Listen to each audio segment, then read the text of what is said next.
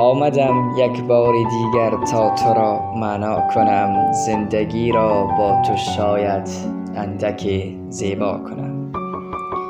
آمدم اما نمیدانم بمانم یا که نه، عاشقی را در دلم مانند تو رویا کنم. من تو را هر روز کردم در دلم پیدا، ولی در دلت باید خودم را هم کمی پیدا کنم.